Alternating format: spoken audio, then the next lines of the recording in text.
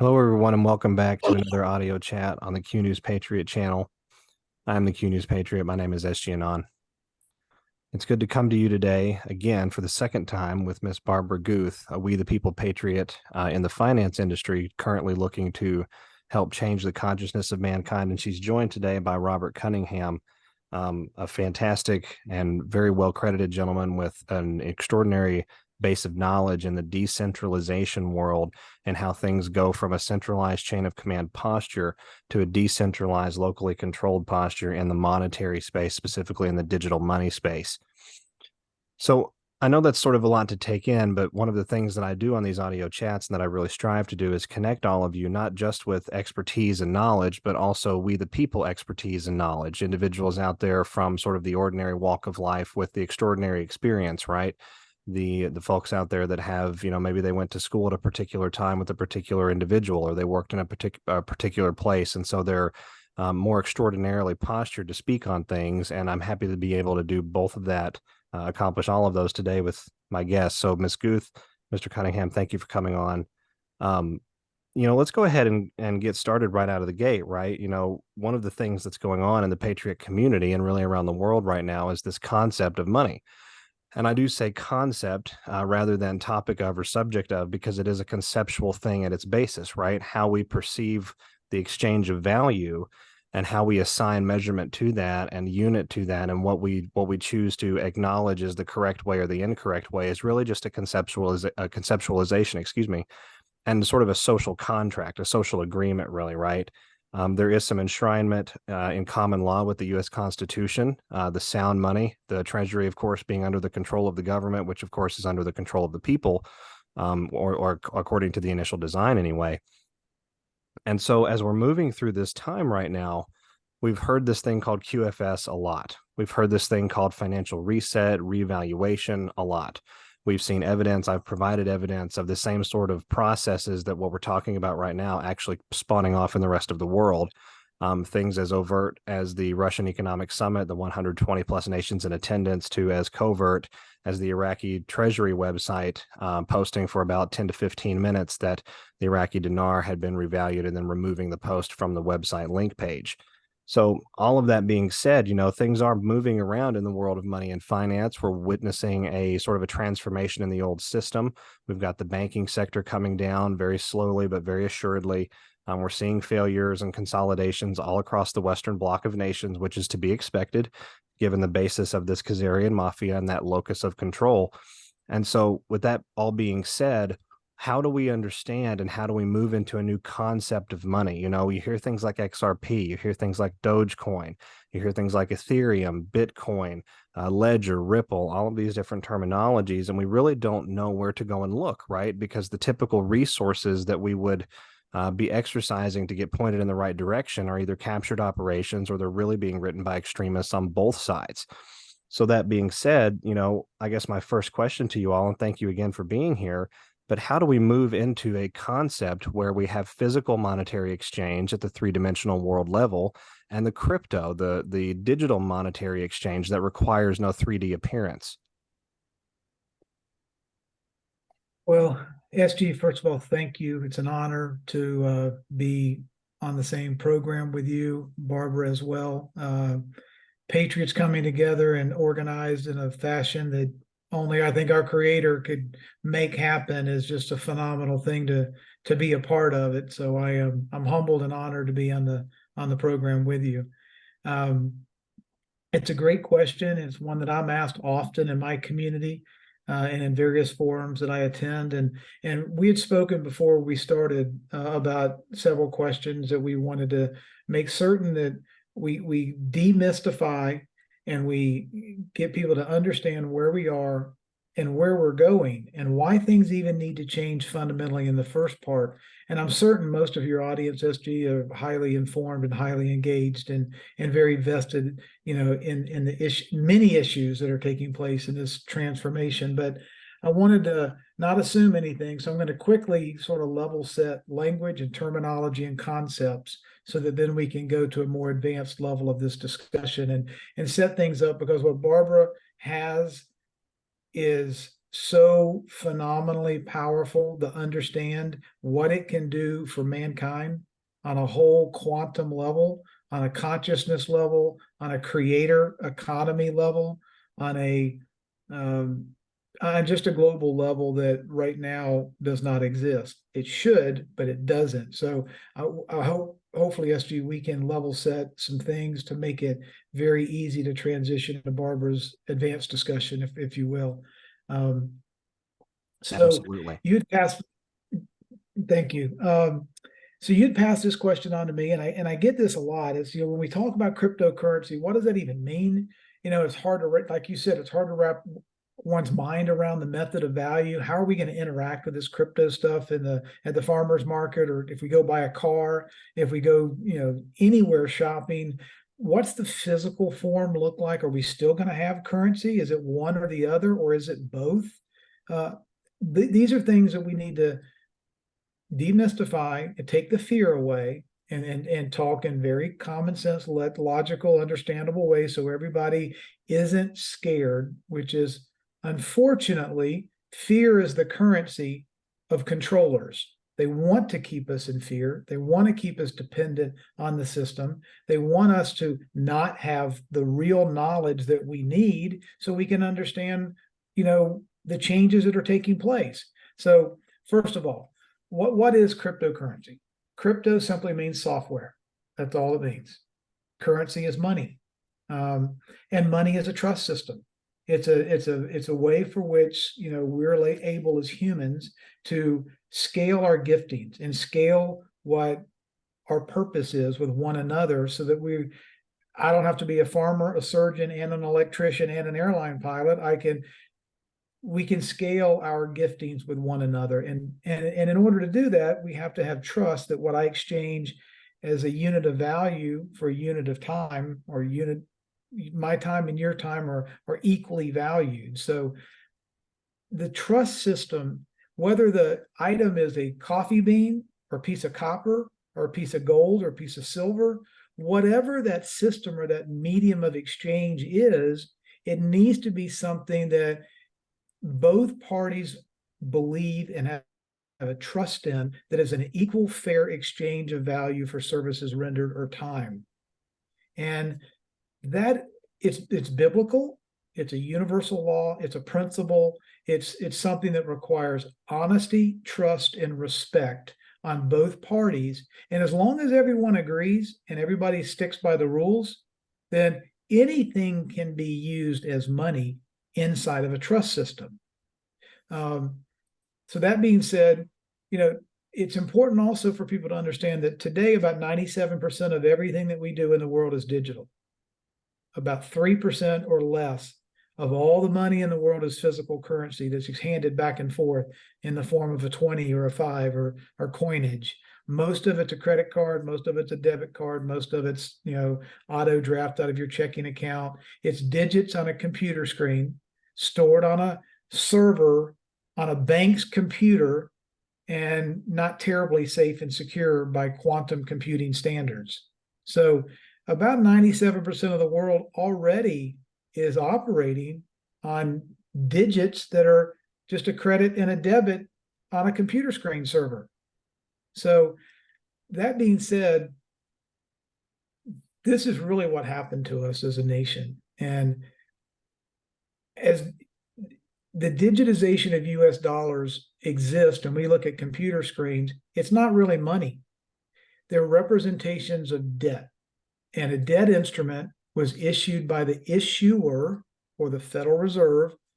And the liabilities on this thing they call money, which is not really an asset, it's a liability, it's an IOU. By our accepting the Federal Reserve's issuance of these dollars, we are beholden to the issuer, if you will. We're a debt slave. And the reason that's so important to understand is this money system was broken in 1913. There is no the trust is, it's supposed to be an asset and a value of exchange. Instead, it's a debt instrument and an IOU to the issuer, and they can do whatever they want to with the system. They can inflate it, they can debase it, and all the terms and conditions associated with it are used to regulate me and you, used to tax us and make us self-report. So again, the issuer of Fed debt acquired all the rights, or they gave themselves the rights to produce, inflate, encumber, tax, regulate, control, inspect my activities, force me to self-report with an IRS tax return on myself. And so what they call a dollar is actually an IOU debt instrument. They broke trust with us by lying to us, by telling us what was money, when in reality, money was debt. That broke the system. So that's Okay. interesting because we had a departure with that particular, the introduction of the Federal Reserve Act, and then the 20 to 25 years after that, we had a complete departure from this idea of precious metals, which is what a lot of people get into when they get around this topic of money. But at the same time, it's really bigger than that, right? This is an attempted redefinition of what the concept of value exchange really should be, right? This is bigger than just sound money or not sound money. This is, what are we going to use to trust one another in the process of co-creating in a physical world, right? Where there are resources, where there does have to be some sort of exchange. Is that fair? That is 1000% fair. You summed it up beautifully. And SG, I would almost equate it to, here's a good analogy. If I want to get an app on the app store on my phone, on my smartphone, and I go and I download the app, and then it's got this 13-page document that says I have to click this button that says I accept terms and conditions. I have to click that button if I want to have access to that app. Well, what the NGO or the Federal Reserve has done is basically superimposed a system on top of our Constitution as an app. And when we accept that $20 bill, we accept their Federal Reserve notes, what we have done is, in effect, click that I accept button, and all the terms and conditions to regulate us and tax us and inspect us and govern us via the IRS code, which they write and control, supersedes our Constitution. Most people don't understand the depth and the deception and the scale at which hijacking our nation occurred through the Federal Reserve Act, because we abandoned constitutional money, which was US dollars backed by gold and silver, issued by a treasury, which we, the people, were able to have taxation, no taxation without representation. There was a relationship there. When the Federal Reserve, which is not federal and not reserve and headquartered in the city of London, was given permission to print at will and chain us to their regulations, and we have no accountability or representation from that NGO, the Constitution broke. And what's fascinating about that, Rob, let me run off on a tangent here, because I think it's really important to drive this point home with what you're talking about. When it moved out of the country, when it became a tool of enslavement, when it became a regulatory matrix, that's really what people have begun to figure out is really the case, right? I've got friends that are very far on the political right, and I've got friends on the very far political left, and many of them have been involved in things like decentralized assets. You see a lot of that in crypto, but I mean, one of them has access to a moonshine area, right? And so in their area, and so these counter economies, these decentralized economies, which is really where we're going to end up going here in the discussion in just a minute, that's really where they're emanating from, right? It's people waking up to the fact that the system, right from the top down, the entire board is stacked against them, and all of the legal rules are sort of unconscionable and anti-constitutional. Is that fair? That's 100% fair. Perfect. That is perfect. And so the trust system, our founding fathers said real money, backed by gold and silver, period, full stop. It's in the Constitution. And why is that so important? Because sound money, which means there's collateral behind the money, there has to be backing. Here's a perfect example. If I have a $500,000 house, I can't go get a $4 million loan on a $500,000 house. I could get what? 80%? I get a $400,000, but I have $100,000 of collateral, and there's collateral behind the debt. What they have done is disconnected that need for collateral to back the currency, to give them unlimited permission to print as much as they want for whatever reason, and they're not accountable to anyone. And what's so fundamental for the left and the right to understand is if you don't have sound money, you cannot have sound governance, because all they have to do is hit enter on a keyboard, and the next thing you know, you've got transgenderism in kindergarten and people are doing whatever they're doing, and there's nothing that we can do to stop it because they have an unlimited supply of funding without backing and without accountability to do whatever the hell they want to do and make us feel like we have a representative government when we can't chain them in, we can't restrain them with sound money and accountability and making certain that the money that they do issue is actually backed by collateral, so they can't go on these unlimited, unhinged binges of whatever the latest fad is and impose that on top of us, because a foreign NGO will give them all the money they want to do whatever they want. That makes complete sense. It's a devious plan that we were born into. We've all been conned by it. We all just accepted it through trust and tradition. If our parents weren't into banking and didn't explain it to us, the school system wasn't going to, no one was going to. So we're all learning this, in the here and now. Well, and really, in learning it, we're sort of bringing trust back into the equation, right? I mean, you've got a line down there that says crypto or digital assets only make sense when trust is engineered. But I think you could really just say all assets. This entire concept of exchange of value at the end of the day, it doesn't happen if there's not trust. If I don't trust that a dealership is treating me fairly or, acting in a way that's commensurate with my expectations and their expectations as well, then the deal doesn't happen, right? And so the commerce sort of ends right there at the lack of trust. So on the journey of restoring trust, I guess that's really my next question is, CeFi to DeFi and sort of restoration of trust. I feel like that's about the same thing, right? We're talking about taking the control out of the hands of the few, putting it back into the hands of the many. That in and of itself, I think, will generate much more transparency because it will simply have to outline that sort of infrastructure and implement that. So is it fair to say that the restoration of trust is really, at the end of the day, that's the pursuit of the changeover in the monetary space? Is absolutely everything. And you nailed it.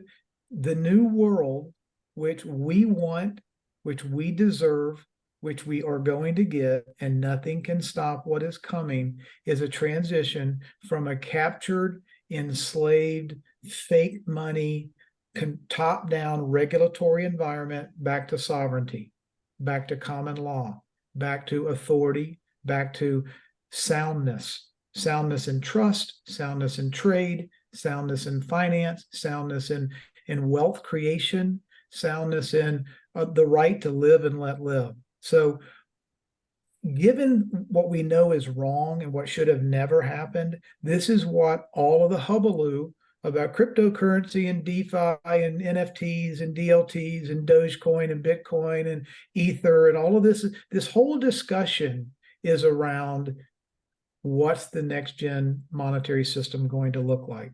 Well, as your audience probably knows, gold and silver have been a huge topic of discussion. Why? Every nation in the world is buying gold and silver at a level never before known in human history. They are buying gold, physical gold, in delivery because it's been upgraded from a tier 3 asset to a tier 1 asset.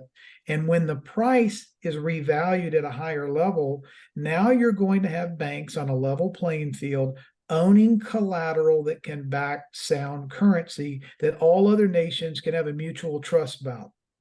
Okay, the new system is going to be collateralized sound money, and tokenization is simply a digital representation of an asset.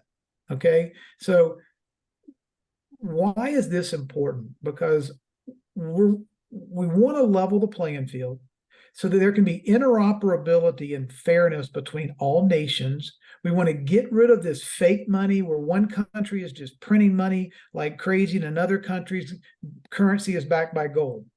Well, how is that fair if we want Japan to drop off a Toyota at the Long Beach port and they've got sound money and a sound budget and they're not $33 trillion in debt, and they're going to drop off their product that people in their nation built, and we're going to give them a Pelosi dollar or a Mitch McConnell dollar that's backed by nothing but hot air and $33 trillion of debt. We're an insolvent nation. We're bankrupt. Why would anyone want to take our junk paper for their hard-earned product that their nations and their people had a budget, had responsibility, had sound money, and they treated their people fairly, and they're just going to give it to us and we're going to give them junk paper? There can't be interoperability around the world unless every nation is convinced and it can be verified that there is sound currency in every single nation. That's called a level playing field. And so administration so it's been a long-term scenario where people are basically now stepping away from that dollar because nobody believes in the inherent value of it. That is absolutely correct. What it's been able to do is afford us the ability to print at will without restraint, export inflation around the world, live high on the hog, never have to balance our budget, never be accountable to anyone, export American values, whatever that means. And if people don't do exactly what the king dollar owners tell them to do, they sanction them, they shut them off, they penalize them, they go to war with them. We have gone into 55 armed conflicts since World War II in the name of peace or American values or whatever label and whatever story they want to tell us. The military-industrial complex has been fed at least 55 different times since World War II, because it's really about the old adage, all wars are bankers' wars. It's really the narrative that they give us really has nothing to do with the purpose, the real purpose as to why we engaged in a foreign conflict. It's really about market share.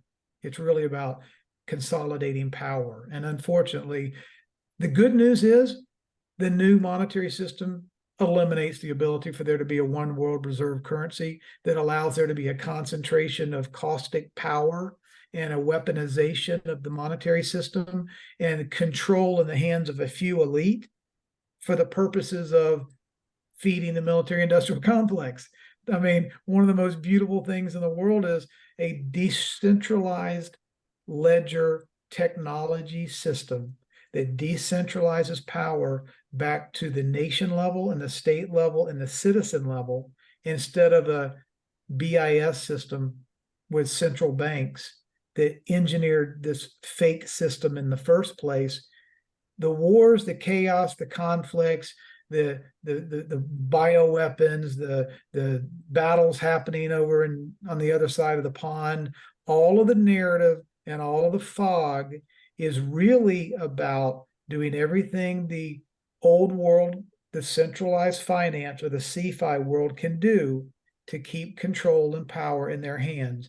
And they want to scare and they want to fog the room and confuse as many people as possible in order to maintain their monopoly of power and control and money creation. When that goes away, it is game over for the C5 fans, because SG, they're really at a lie or die situation right now. They have to keep lying or it's game over. And fortunately for us, it's game over whether they keep lying or don't keep lying. They've run out of ammunition, so to speak. Well, and really they've lost control of the narrative, right? They have. Yes. That's really the biggest component in this is moving. Everything is becoming information, even this concept of value exchange, even this concept of how we're going to do things in a new world. It's becoming an informed topic where people are putting pen to paper and rubber to road. And what we're really describing here at the end of the day, I think you all might agree with this, is a system. We're envisioning a system and building out a system that has both digital quantum capability, in other words, that instantaneous transaction capability that we so look forward to, and the inability of that process and those conduits and channels to be corrupted or hacked or interfered with. but also a representation in the physical, world, or some sort of collateral existing in the physical world to back up that digital space, those digital tokens that we're talking about. And when we say digital token, we're just talking about a digital asset. So how do we move into this conceptualization? I'm going to switch gears here. How do we move into this conceptualization of building out this really a quantum space, a space that is based sort of in two worlds and bridges the realities, if you will, right? We know that a cell phone can call another cell phone on a particular frequency halfway around the world. We know that we're capable of doing that. Why can't we do that with money? I think that's exactly what we're talking about. Is that fair? That's fair. Yes, sir. Yes, sir. So the understanding of what is solvency, what is trust, we have to have openness, we have to have transparency, we have to have accountability. We have to understand that what the new system is designed to do, SG, is to get rid of all of the guesswork. It takes away the human element of trust. Okay? This is so important to understand this. The ledger is everything. The ledger is basically, how do we hold everyone accountable and do accounting properly? Not one set of books. As you know, I mean, you've had Rand Paul and Ron Paul talk about audit the Fed for 40 years, and we've never been able to do it. They get to keep the books however they want to keep the books in secrecy. We need to be able to have a trustless system where there's no trust me. I'm the Federal Reserve, I'm Chase Manhattan, I'm Bank of America, I'm the Bank of England, I'm the Bank of China. Trust me, I'm good for it. No, we are going into a trustless system of verification of soundness of the collateral, the instantaneous settlement of an asset from point A to point B, the ability for currency or assets, a car title, an insurance contract, a tokenized representation of some gold, 400 American dollars going to 400 Italian liras.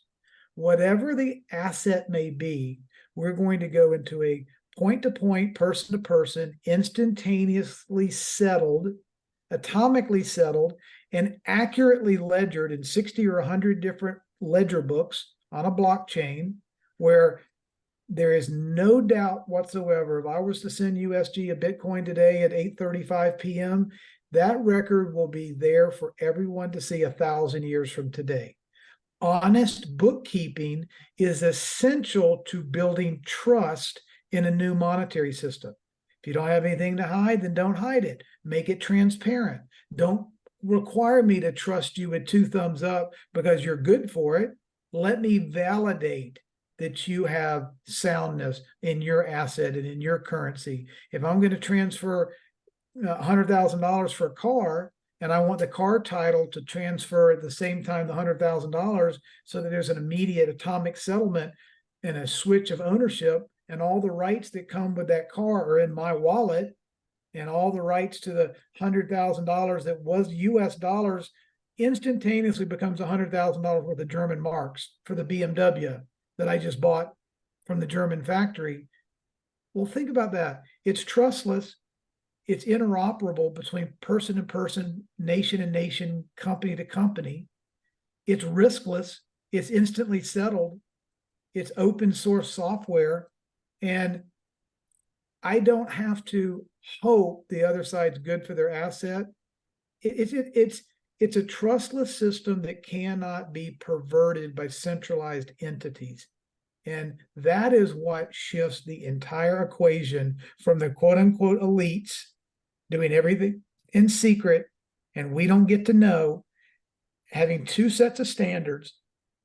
That goes away because there's transparency, and there's soundness, and there's accountability, and there's instantaneous settlement. There's no counterparty risk. And we know that everyone that's operating on this system, the quantum computers will not allow a transfer of assets from A to B. If country A has X amount of collateral and they try to do 5X worth of currency production, the quantum system is not going to allow 5X amount of currency to circulate in the environment because they don't have the collateral to back it. So there's no way they can just print 5X above the collateral that they actually have that's been inspected by a neutral third party. You can't abuse the trust in things that everyone can see and count. So that is so important for people to understand. We're going to go away from a few elite people telling everybody, sit down, shut up, and trust us. We make the rules. We set the rules. You can't inspect us, and everything's in secret. And however we pay each other off in blackmail and bribery or whatever is none of your business because we're better than you. All of that secrecy and all of that doublespeak and two-tier system of justice that is applied in the monetary system, it all goes away with distributed ledger technology. And that's what the centralized forces are fighting tooth and nail to not allow the DeFi forces to move in and take over what should have been here all along. Well, it's perfect because that really leads into where we're going with this next question. And I want to highlight out there for the audience, talking about these different terminologies and ledgers and, decentralization and things like that. What it really amounts to is sort of like, if we can think about it like this, if we were to go into the current system, if you out there were to go into the current system right now and open a banking account at a local banking institution or a regional banking institution, whichever one is more accessible to you, it is more than likely that contained within the terms needed to open that account and actually allow funding to come into that account, that you would not have total ownership of the account itself. You would have ownership of the digital promise that they tell you is money that's inside your account, but you would not actually be the account owner. And this was passed along to me by a banker for, when I was opening an account several years ago, and I was actually blown away by it. And so with the digital ledger or with having a ledger at all, if we can think about it like a bank holding your ledger now, the account that you use to transact business, goods, and services through with your card or with, cash that's in and out, things like that, they keep that ledger on file within the account's records, right? But with a digital ledger, a DLT style blockchain technology, you sort of become your own bank account. You keep your own ledger. You have an independent control as a sovereign being to own your assets and the account itself, rather than a bank acting as a third party and having ownership and acting as a conduit or a channel by which we do the business. They would simply be out of the equation. You would be the account owner, the generator of the commerce, and transactions would be settled between you and the entity that you are directly transacting with. So that moves into this idea of centralization, right? And decentralized commerce and decentralized finance. Let's really move with this. Where in this new system that we're talking about, where does the money flow enter it?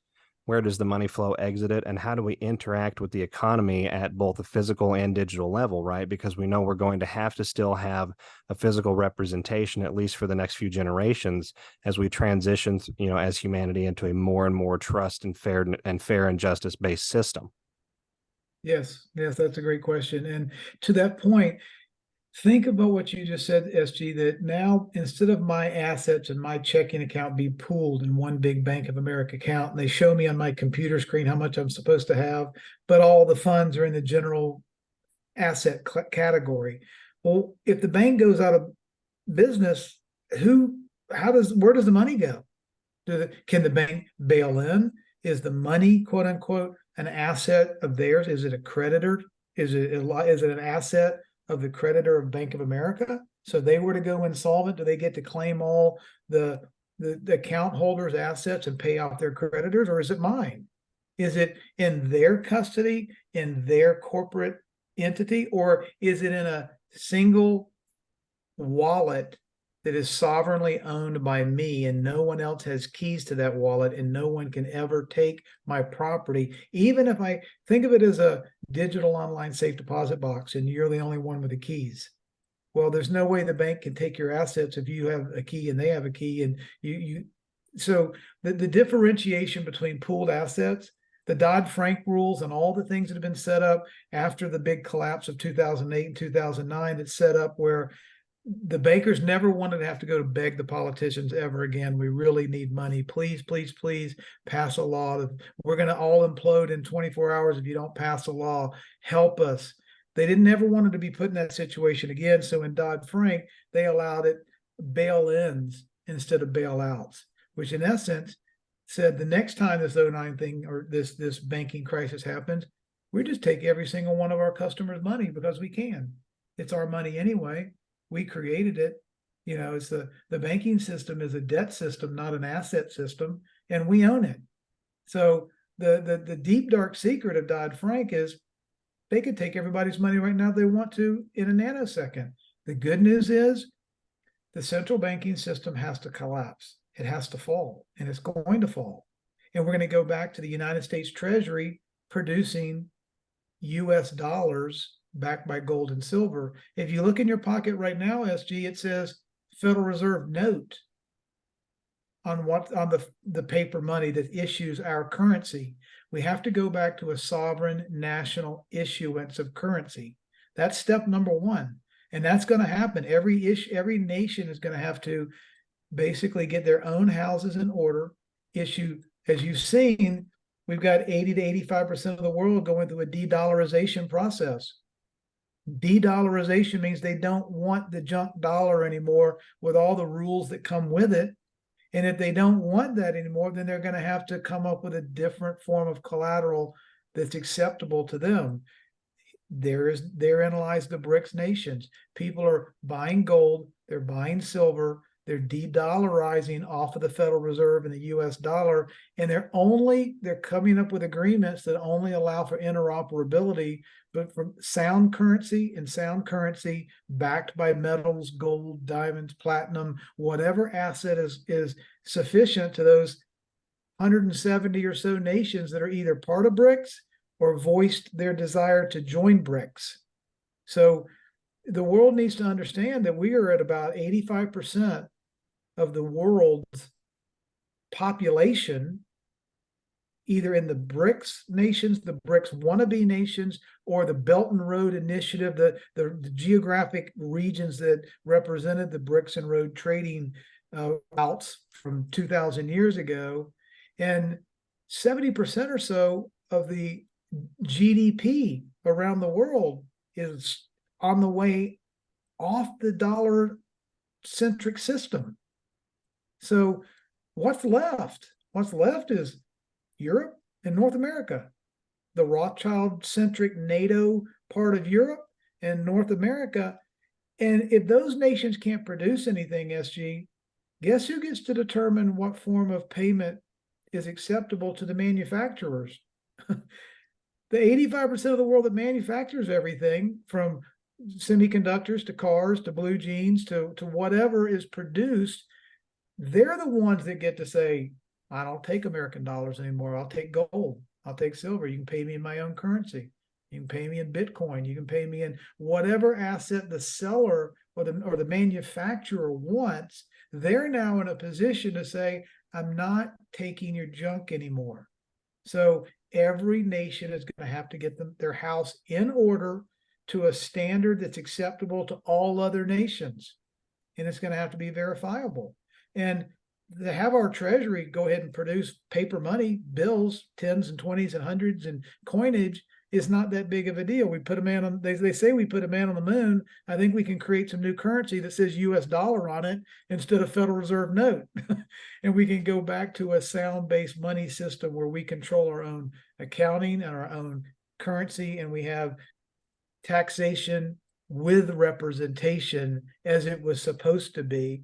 Now, will we also have digital wallets? Will we have digital, crypto currency with quantum computing and quantum security that guarantees that we're not hacked and we're not stolen and our money's not taken from us, and that we own all the rights that come with our property in our own digital wallet so that we can interoperate person to person and company to company and nation to nation? That's the infrastructure that's being built through Stellar networks and XRP networks and the Ethereum networks and the blockchain networks. Now there's a fight behind the scenes of the power brokers who want to monopolize the new system that's coming into place. And that's what a lot of the noise is about. But SG, is about 10 days after President T was sworn into office, he did Executive Order 13772 and said, these are the 7 fundamentals that are absolutely essential to reforming the entire financial system. I want a report. And 18 months later, we got a 230-page report produced by 225 different agencies, companies, the Federal Reserve, the SEC, the CFTC, the major banks, brainiac PhDs, experts the world over. This is what the decentralized new fundamental financial system is going to look like. And it was published in July of 2018. And the people that don't like it have been fighting tooth and nail to keep it from happening.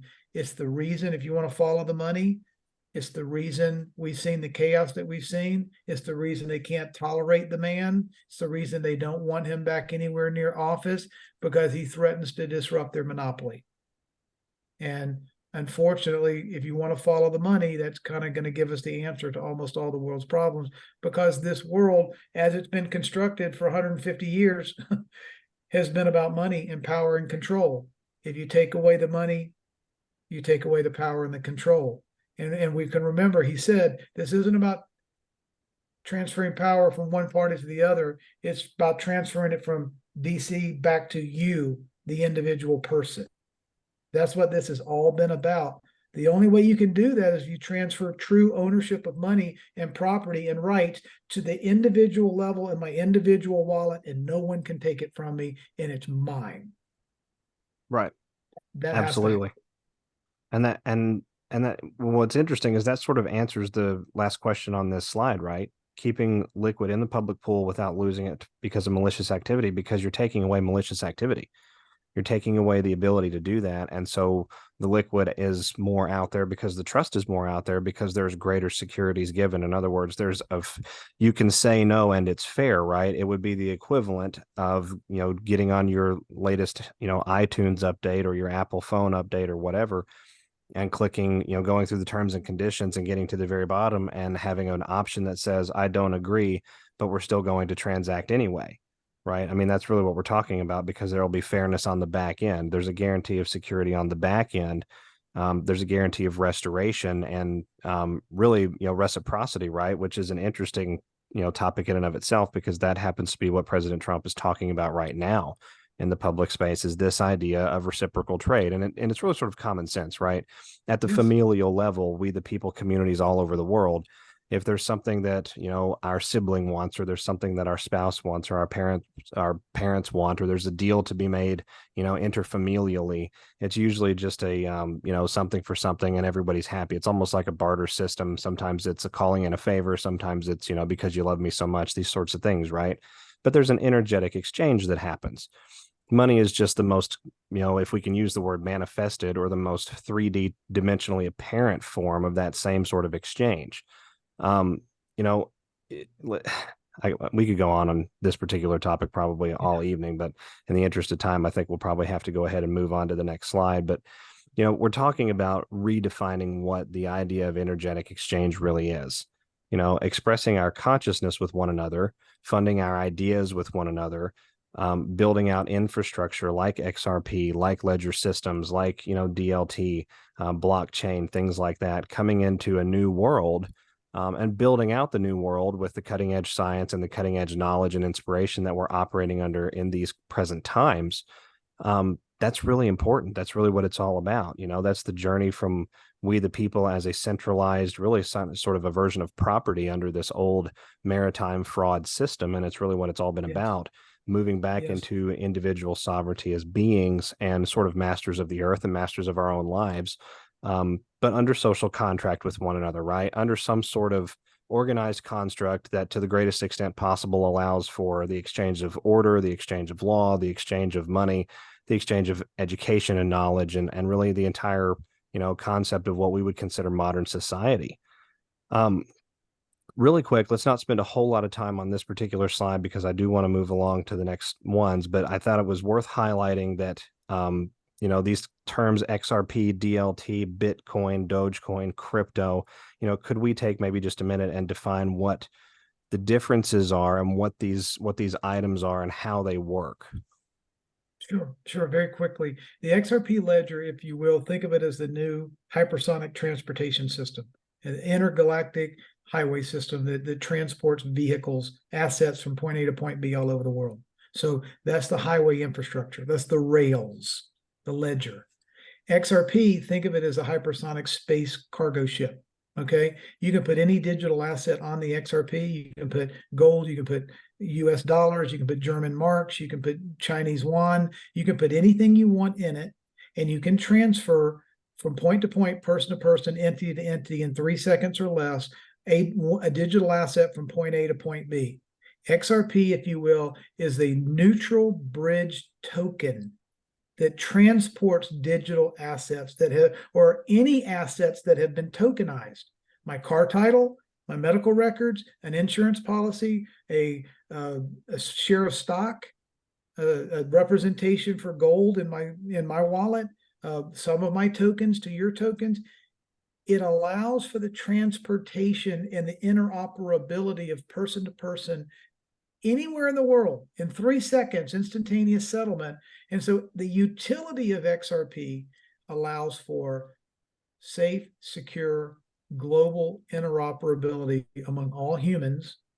The XRP ledger, this is so important, SG, is considered to be a public good. It's held in a public trust. It's open source software, and it's free to use and permissionless. The very fact that the XRP ledger is designed in that way means that every unbanked person on earth now has access to the banking system.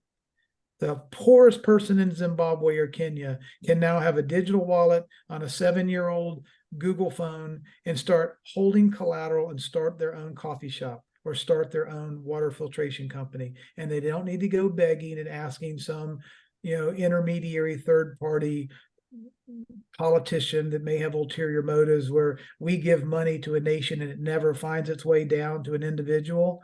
All of that middleman bureaucracy is cut out. So you've got a ledger which transports everything. You've got an XRP token which acts as a bridge settlement token, and the distributed ledger technology is a quantum-based it's going towards quantum proof. It's quantum resistant right now, but it eliminates all the permission slips. The mother, may I please, Chase, please, Bank of America, would you please let me transfer $10,000 to my grandma in the Philippines? Well, where did the money come from? Well, what's she going to do with it? Well, you'll have to come, we're closing. You have to come back on Monday. We have a 24/7, 365 banking system that does not require or necessitate the permission of a third-party entity with conflicts of interest to give us a permission slip to transfer our property from person A to person B. That in and of itself is huge. And without going into the specifics of the Bitcoin or Dogecoin or Stellar or all the other different ones, I would just encourage your audience to, now that you have a broader understanding of where we're headed, what is the utility of the digital asset? What's its purpose? What problem is it trying to solve? Do they have a quality executive team behind it? Is there real customers? Is there a real use case? Is it truly solving a real world problem, or is it a pets.com business model with no backing and no money written on the back of a napkin and 3 guys operating this cryptocurrency out of the basement of their house? So there is a level of incumbent responsibility on our shoulders to not invest in things that we don't understand. We don't want to let greed take over and have this FOMO, this fear of missing out. Everybody's doing it. Just go buy a bunch of coins. That's probably the worst decision that we as human beings and as adults could make.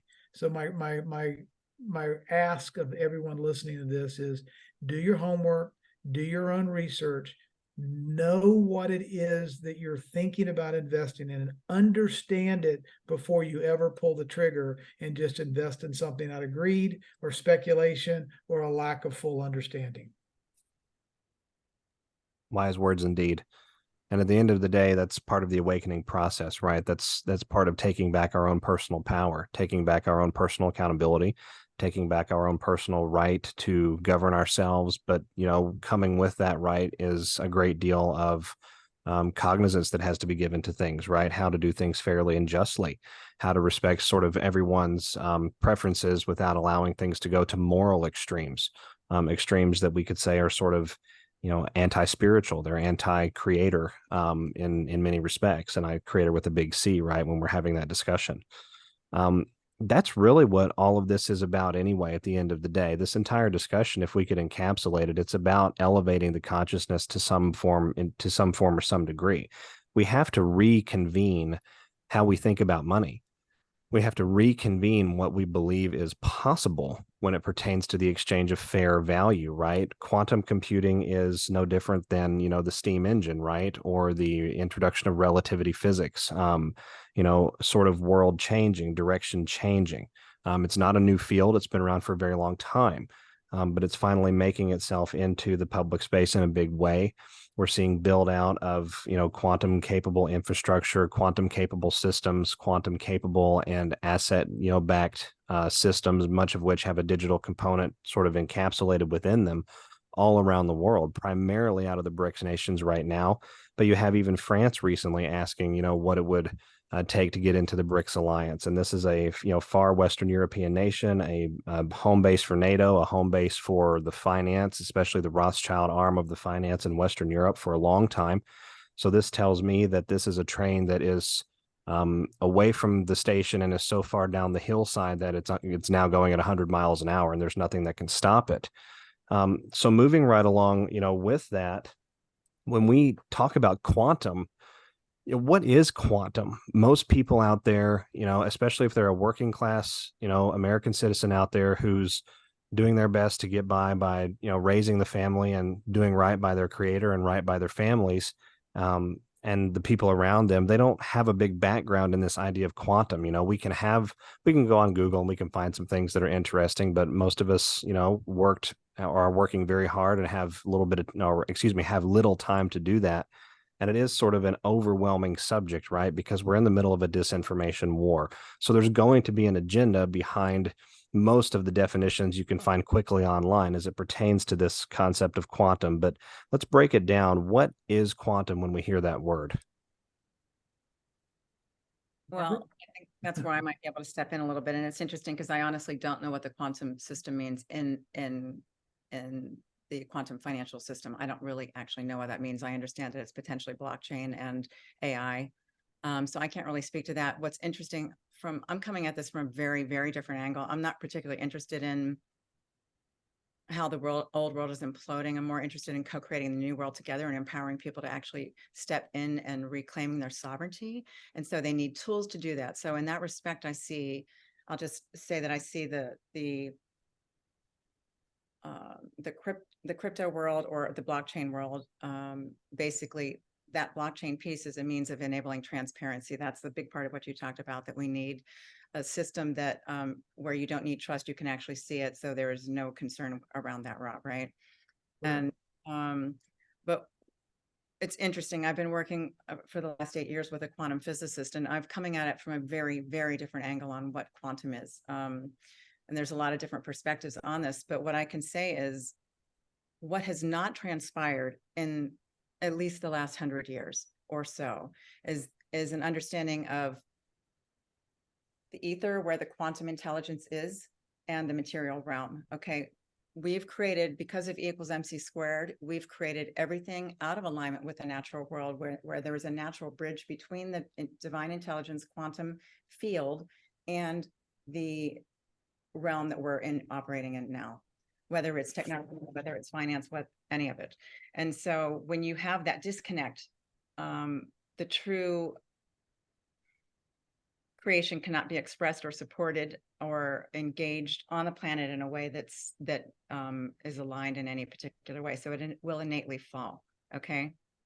And so what I've learned with the quantum physicist that I've been working with is what he did to reconnect that bridge to enable the world operates in a particular way. We've been operating outside of that. And so what I saw him do with his technology was to be able to align all the electrons, engage in intelligence and free electrons, and be able to direct them. Okay. So in doing that, you create incredible efficiencies in any system, whether it's mechanical, electrical, or chemical for that matter, in those realms.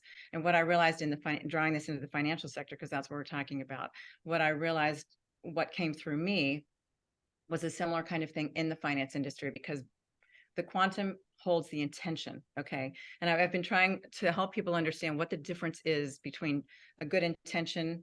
The venture capital model is all about a particular way of funding people where they end up getting their invention generally taken either through a merger acquisition or going public. So you're moving towards this dynamic over time. You have enough merger acquisitions over 100 years, and guess what? You end up with very few companies kind of dictating a whole lot of power to the rest of the world, which is not a dynamic that is sustainable. That's a very centralized tyrannical dynamic.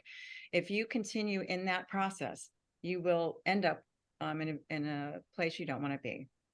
And so what's really needed to happen is what are some tools that we can use? And I see the blockchain piece, which enables the transparency, but also another tool that can be put in place to enable a re-empowerment of the creators and what's coming through creation, from creation into humanity, into a system that can actually hold that. Okay. I'm not sure if I'm clarifying that very well. Yeah, I think, Barbara, what you're trying to say is that there needs to be new entities that are not it's a very different it's a very different entity. The governance structure around the entity is not centralized. It's not governed by board of directors. It's not got fiduciary laws that make the primacy of profit and annihilate everything else, the purpose and the intent, right? No, correct me if I'm wrong if I worded that improperly. It's not about taking responsibility away from people that have had responsibility. I mean, input needs to be given to the inventors and the visionaries, but the control of a forced exit, a forced sellout, needs to be addressed, and that will happen through a shift from investor primacy into inventor primacy, which is a policy shift along with fiduciary responsibility. Okay. Really what you're talking about there is a promotion of the spiritual balance of the transactional process, bringing no harm to anyone and keeping everyone in balance, mutually benefited, in a symbiotic relationship, right? And that's really what I think, if we can call it, God's vision for the world and God's vision for mankind as it pertains to this area. Why do we have things that we call sound money, right? Because there is a 3-dimensional, but also a 4 and 5-dimensional now moving into this world. There's that aspect, there's that component of things that has to be there because we enjoy that experience, we enjoy the process, and to keep the inventor or the visionary or the creator of whatever, a new technology, service, product, conduit, whatever, to keep them at the forefront is to sort of preserve the spiritual balance. If they were the originator of the material, idea moving into action and creating it and bringing it into the world, then I think that there's a certain amount of respect that has to be given that. And we're really only able to give that in a new system, right? What we would call a quantum-based system. And it's worth highlighting out there to the audience that when we say quantum-based system, we're not necessarily talking about this idea that's been sort of spreading like wildfire around the internet with the QFS and quantum financial system. That's not at all what we're talking about. We're talking about the application of a quantum-capable technological system, whatever it happens to look like, in a sovereign territory with sovereign individuals exercising their own individualized sovereignty. And we're keeping the control really where it's supposed to be. Is that a fair point, Ms. Guth? I would say that that's a good start. And the key is with this is if you've got a quantum field, which is the ether, the intelligence, divine intelligence, whatever, that has to have a vessel through which that can transpire in the financial realm. We don't have that yet. We haven't had that. And there are certainly VCs that want to do good things and want to support inventors, but there's never been the tool through which they can use that intention, okay, embodied in the intention, through the intention with the sovereign revenue trust entity, which is what it's a special purpose entity tied to its own private blockchain. But what's imbibed in that is a deep honoring of the sacred of creation and the role of our inventors, creators, and visionaries. Okay, that has not transpired before. And so that's the key when you think about how are we going to actually enable this to happen? And I've been trying to help people understand. If you look at Dr. Emoto's work regarding the power of intention and consciousness and its impact on water, I'm sure a lot of people are familiar with that. If you're not, you can understand that basically when people have certain intentions, love, empathy, compassion around water, and then he shows the crystals of what they actually look like versus hatred, envy, greed. Those things, even though you can't see them, they actually have a dramatic impact on something. And so taking that into consideration and having that imbibed in this entity that's been created, this special purpose entity called the Sovereign Revenue Trust Entity, enables then through this system to be able to this new intention that is bringing from the ether into the material realm, a methodology through which that can be expressed. And then VCs, private equity funds, family offices, whatever, can use that and license that. And it's aligned. Okay. But what we haven't had is that correlation between honoring sovereignty and personal privacy and the right for an inventor to choose their own destiny, so to speak. When you think about Americans and freedom being the biggest thing that is on our radar, right, as an American culture, we have not enabled that for our inventors, and that's a crazy thing when you think about that. That's one of the most important things. I mean, there are obviously lots of innovations coming from lots of countries, but certainly the U.S. is one that's renowned for its entrepreneurial support, and the fact that we do not give free choice to our inventors because they are forced to sell out using the current system. It's not aligned, right? And I think when we spoke yesterday, SG, when you were talking about the blockchain or the ledger being the railroad tracks, right? And that the SRT was then the train through which that could, or the car that could drive, or the train would go on those railroad tracks. That was a great analogy because the two together, I think really, the point is empowering people, right? How do we as the people decide we're going to actually reclaim our right to determine our own destiny? And how do we all come together to be able to enable that to happen? And I think that the combination of these two things, and granted, things need to get worked out in the crypto scene. It's not my scene at all. I'm very upfront about that. I'm blockchain based, which is one of the methods through which the crypto operates, right? I mean, until that gets resolved, at least we're moving along this path. And I was one of the earlier people applying for patents, I believe, in the entrepreneurial realm around the blockchain piece. But this quantum aspect is most critical. And that's the shift that's happening in physics. I mean, in 2019, most people aren't even aware of this, but in 2019, the standard moved from E equals MC squared to H mu, which is quantum, okay? And even folks in the patent office, International Patent Office, weren't necessarily aware of these shifts. And so there are quantum shifts transpiring in the physics world. If we want to actually reflect that in our physical world, it's got to be happening through our entrepreneurial realm, where all the new innovations is coming through the financial sector, which needs to be aligned in this renewed understanding of reconnecting this divine intelligence realm with the material realm. And that's how the new creation and co-creation will transpire.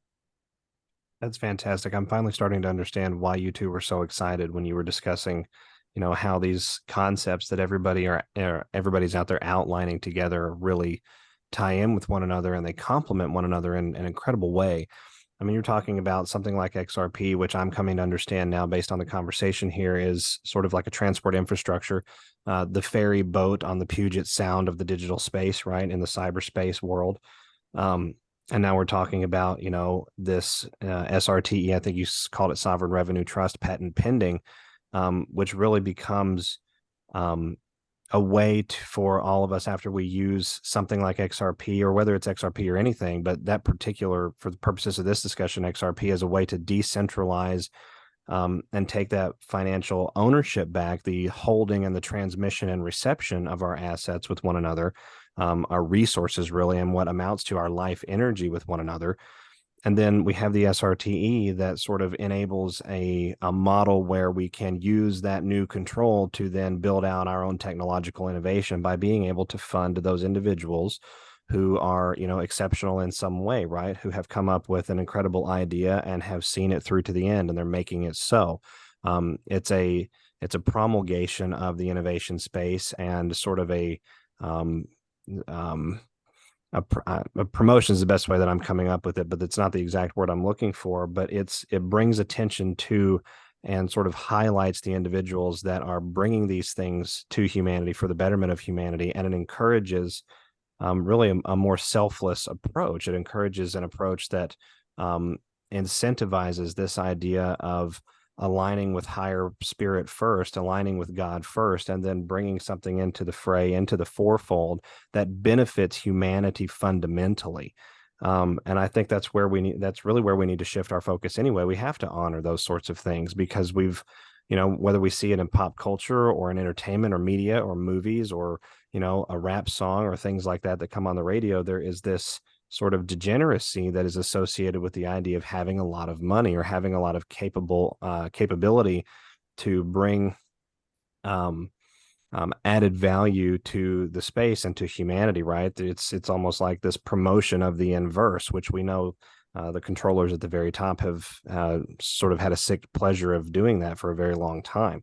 So it's becoming apparent to me that this could be a very effective coordination between different We the People sectors to lay out the foundation, the cobblestones, if you will, of a new patriot economy community. Is that right? Yeah, I absolutely feel that way because honestly, like I spoke to you earlier, SG, I don't even know, we hear about the quantum financial system. Maybe we're co-creating it real time. Who knows? Maybe it's already set up and we're just providing these pieces. I don't know because I'm not in the loop on that. All I can tell you is that I've been given information, as have other people. Rob's been with his colleagues are bringing in these different aspects. And it's like, wow, this whole thing, unbeknownst to each other, is getting co-created by us finding each other through the grace of you, SG. And, the fact that these things it's like, wow, you've got this piece, I got this piece. Check out this out. This whole thing comes together in a way that actually, regardless of this implosion of the old system under its own weight, I'm not interested.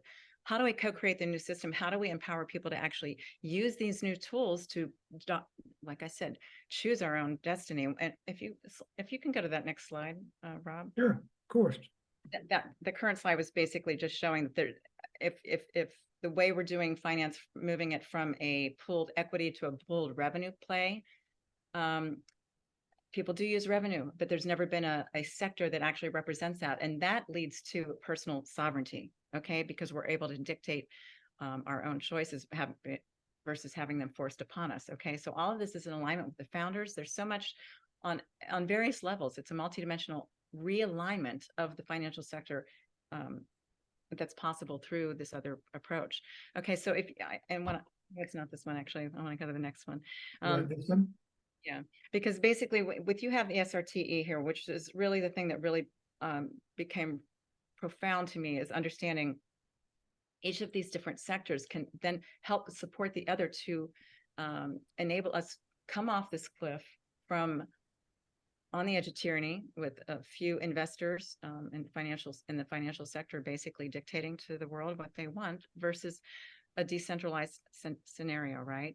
And I'm thinking, wow, okay, so you take the insurance industry, for example, and it's like if you start creating a premium that basically, if somebody is beginning to use this new platform to redirect stability for the planet and therefore economic viability, peace, stability, all of those kinds of things, if we are incentivizing that through the insurance industry, which has always been a fear-based kind of dynamic, right? We move it into a abundance kind of abundance-based dynamic, right? Suddenly, we're actually all working together towards bringing us back into alignment, into stability, so that we're actually incentivizing economic viability, growth, peace, all these very important things that make the whole world go round. In our future generations will be able to experience the truth of what they came to do, right? The stock market piece is another very interesting thing because that's its own dynamic there, which is based on manipulation and not necessarily inherent value. It's a casino in lots of ways. And if you actually are able to co-create now a new system that is based with the blockchain piece, we actually create a whole new system of exchange on a new system that's basically based on inherent value rather than this old system of contrived value or manipulated value, that leads to national sovereignty, stability for all nations, not just the United States, not for just our nation, but for all nations. And so all of these dynamics come into play, and that's where we all can start really co-creating something really interesting together, you know. But this blockchain piece, again, the QFS system, I'm waiting for it to be revealed in its truest expression. But certainly, even if it's a stepped process to get there, if we're all on the blockchain piece, which enables the trust less dynamic to actually enable things to occur, as Rob so beautifully discussed, that's a good first step, and that's already in place. It's already going to be in place when this whole my platform gets launched. Incredible. So really what this is this is, you know, from where I'm at, this is the first true We the People rumblings that I've seen hardcore as far as like actual, you know, real world manifested evidence, if you will, that a parallel economy can be built from the ground up. That we really don't have to wait for the implosion of the old system before we can get, you know, the scaffolding of the new system actually put in place, right? And it may be worth noting that that might be part of this entire process. If we consider the idea, and we do on this program typically, that there is a worldwide military operation of some sort that sort of placed a lot of the world into safe mode to prevent the implosion of, say, like a World Trade Center skyscraper in on mankind contained within its halls, it would make sense then that our point of responsibility in that process would be to build out a new structure from within the structure so that the old structure could in fact come down, and there would be preservation of everyone in real time and real space, preserved in a transformed space, right? But with the outer echelon, the outer you know, shell of the building itself having been changed and brought down. So sort of closing all of this off, because I try to keep these programs, you know, to a reasonable time limit. A lot of people do these things in their cars, but trying to close things off here, you know, what is something that we should consider? And I'll give you both a chance to maybe, you know, punt the ball back and forth on this, but what's something that we should consider as We the People when we are looking to go out and take action steps as it pertains to some angle of the new infrastructure, whether it's educating ourselves about XRP, whether it's learning more about quantum, whether it's talking about, you know, crowdfunding or venture capital funding at this stage in the game. You know, what are some things that we should keep in mind? Well, if I may speak to that, I would say certainly regarding understanding that the entrepreneurial realm is really the birthplace through which everything that new that's going to be coming through to the planet is coming through that particular sector.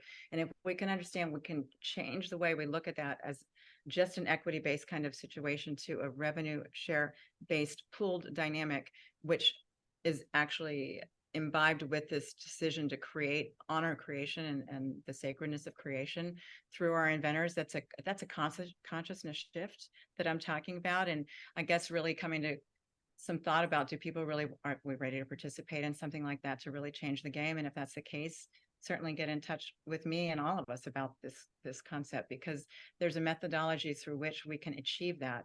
And we tie it in with what Rob and his colleagues are doing. And we've got a real engine to drive us towards personal freedom and sovereignty again, nationally and internationally. Yeah, that's beautiful. Beautiful, Barbara. And SG, if I could implore the audience to understand, it is important to know, if you don't know where you are, it's kind of hard to know how we're going to get to where we're going. We know what is truth and we know what should be, but we also need to understand that it's incumbent upon us to do our own work, do our own research, and understand. And the obstacles that are in our way oftentimes are that the centralization system is not going to gently go off in the night. It's not going to just say, oh, you got me, and tip their king over on the chessboard and say, great game, you won. They're going to fight to the last breath. And the entities, if you will, we all know about centralization, the World Economic Forum, the Davos crowd. We know that 4 entities control about 90% plus of all the major media outlets. And so if we're going to try to have someone on the mainstream news, Fox News or Wall Street Journal or Bloomberg or CNBC or whatever, explain to us how their corporate owners, the banks, are failing and about to implode, I've got an igloo to sell you in South Georgia. They're not going to tell you what's happening behind the scenes. They're going to continue to try to keep the obfuscation going and act like everything's okay. The last thing that's going to come across these compromised corporate entities is the truth. We're in not only a spiritual war, but we're in a financial war. And the corporate captive agencies that have to report to the central bankers are not going to willingly tell you and me and your audience what it is that we need to learn. We have to want to know, and we have to start investing the time in figuring out, okay, if this is imploding, what's the new world going to look like? You know, the best analogy I can give from a mental picture is we've all seen those old Westerns where the cowboys will ride into town and there's nobody in the building and tumbleweeds are just blowing down the middle of the dirt road and no one's there. Okay. That's kind of analogous to we're going to move from a CFI world to a DeFi world. And the old infrastructure that's been owned by the BIS and the corporate bankers and the central bankers and the money printers and all the people that have centralized power and control and usurped our sovereignty the world over, we are going to migrate and just leave. And we're going to go create things like Barbara's creating. And we're just going to walk away. And the next thing you know, you don't want to be that person that's still trying to figure out how do I live in this godforsaken abandoned town with tumbleweeds blowing down the road. You're going to need to prepare for the eventual exit from town A and go into town B. That's my plea to my neighbors and my fellow man is understand the dynamics that are in play and that we're never going back. Nothing can stop what is evolving. There is going to be a transition to a quantum reality, a quantum spirituality, a quantum sovereignty. Nothing can stop what is coming. And where we go one, we go all. Whether you understand it or not, we're going there anyway. So you might as well dig in and put your shoulder to the grindstone and start doing some work. Enjoy the ride and come together and co-create with your fellow human beings on this planet. And I will say one more thing, if I may add to that, Rob. Certainly, you know, I didn't get into it too much on this particular call, but certainly regarding calls to action, the fact that investor primacy and fiduciary responsibility, those two things have led to the destruction of our personal and our personal freedom eventually, if we don't get it stopped now. And so I would implore our lawmakers to understand and certainly reach out to me if they're interested to discuss this, because that is a big thing that can help shift this and reduce this forced, endless sellout of our inventors and our visionaries to lead us to a very centralized system that, you know, consolidates all the power into very few hands. And that is a key issue that going to need to be addressed in this. Because if we can change that and actually rebalance the power dynamics between the inventor and investors, okay, because you need both, just as you do in any kind of power dynamic for peace building, you need to rebalance power dynamics. It's all a very similar kind of thing. And so if those policies can shift, that's a big step up in accelerating this restabilization of the global economic dynamic. So well, and there you have it, folks. What a fantastic summary, and what a very thorough discussion on really what amounts to a restoration of cosmic balance, what amounts to a restoration of how things really are supposed to be. You know, as we the people go through this process, the reclaiming of our lives at different levels and with different maybe fervor, differing levels of fervor and understanding, zeal, things like that, passion. What's beautiful about this process is that there is something truly for everyone. There are those who are passionate about these issues, right, that we're discussing right now. There are those who are passionate about the build out of the alternative healthcare economy. There are those that are passionate about the build out of the alternative law economy, in as much as helping to re-educate one another about constitutionality, the supremacy of that document, and how it's not been honored under the current system. It's worth highlighting out there to everyone. Things like the systems that we've lived under, the constructs that we've lived under, they've always been subservient to foreign entities or deep state bureaucrats who were unelected. And so our true power was stolen a long time ago. And as we take that power back, and we will take that power back, doing things like, centralized finance to decentralized, and then using conduits and modalities and outlines and designs like the ones that Ms. Guth has come up with, and like the ones that others have come up with along this journey. That's really part of the process, is implementing the best core components of we the people with one another, and establishing a fair and just system so that everyone can be happy, and we can move forward as one humanity. Mr. Cunningham, Ms. Guth, I really appreciate you coming on today and having a chat with me. I look forward to getting together with you again soon. And with that, everyone, this is SG Anon. I hope you've enjoyed this audio chat. I'll be back with you on the Q News Patriot channel again soon. Thanks, everyone. Bye-bye. Thank you.